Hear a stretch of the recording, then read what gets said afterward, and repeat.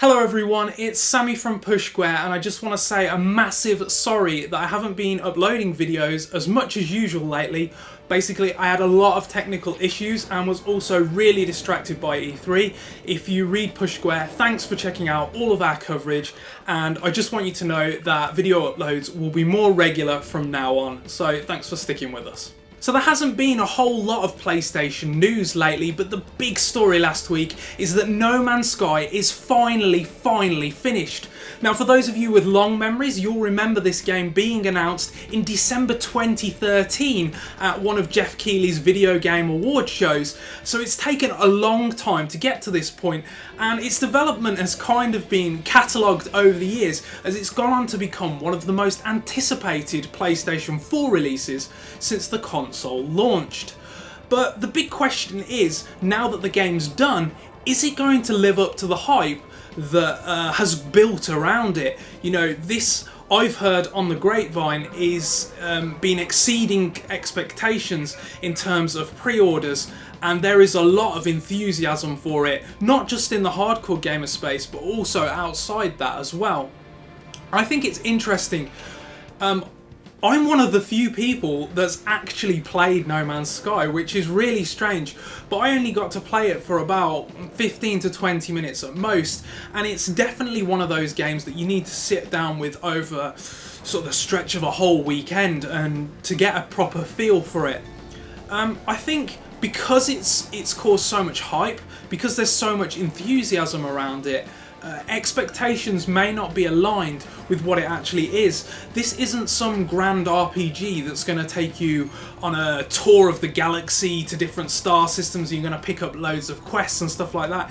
This seems like a kind of, from what I played anyway, one of those make your own fun games, which are very popular. You know, we've just seen 7 Days to Die come out, which has got a lot of enthusiasm around it, and obviously there's Minecraft as well, where people like to stream these games, they like to play them with others, and they like to almost make their own fun within the tools that the developer gives you. And I think No Man's Sky is going to be one of those games. It's going to be about finding the different planets, seeing what's there, leaving your own mark on it, because you can obviously name different species of animals and different planets and stuff, and I think that's where a lot of the entertainment's going to come from.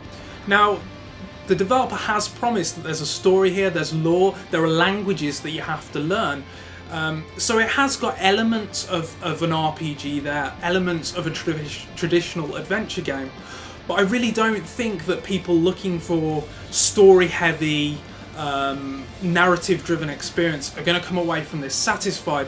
I do think that it's going to require a very specific mindset, a mindset where you don't necessarily mind not being directed, not being funneled by the game, but you're there to just explore, you're there to see what the universe, I guess, holds.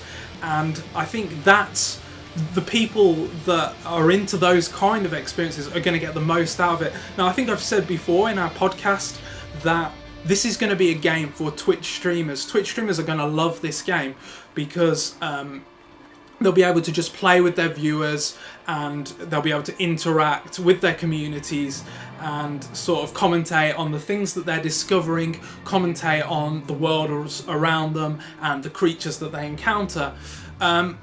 And like I've said, if you're looking for a story-based game, I really don't think it's going to live up to the hype. And I think that this is the big problem that Hello Games has.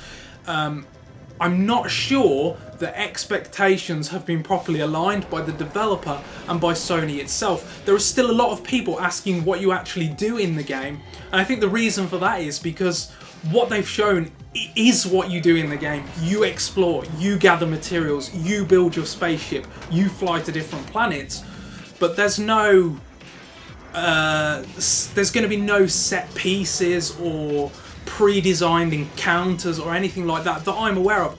Now, it could be that Hello Games has just kept everything under wraps. Maybe there will be more story, maybe there will be big encounters in there, but I genuinely don't believe that's the case. I think what you see is what you get with this game, and I do think it's genuinely going to be about exploring different planets, seeing what's there, leaving your mark on it, moving on and doing it all over again. And I think that that's going to disappoint people.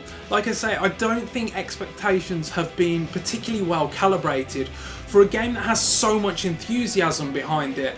I think people have let their imagination get away with themselves, and I think they've built up their own idea of what the game is going to be, which may not turn out to be true. I guess the question is, after so much hype, after so much enthusiasm, are you still excited to get your hands on the game? Personally, I can't wait to play it. I want to see if it turns out to be exactly what I think it's going to be, if that makes sense. I want to test it out, see what the limitations of the procedurally generated algorithm is. I want to see how much variety there is in the universe, and I'm just really eager to see if it's going to have the longevity that I think a lot of people are hoping it will have. It has been a long wait though, and that's time for hype to rise and decrease again, obviously. I mean, it wasn't at E3 this year, and I think Sony is, and Hello Games is quite aware that people are kind of sick of seeing it at this point, they just want to play it. So we only have a few more weeks to wait. Let us know in the comment section below if you've pre-ordered it, if you're still planning to play it, and if you think it's going to live up to the hype and why. And remember to stay tuned to the channel, where we're going to have tons of No Man's Sky coverage over the coming weeks and months. Thanks for watching, guys. Thanks so much.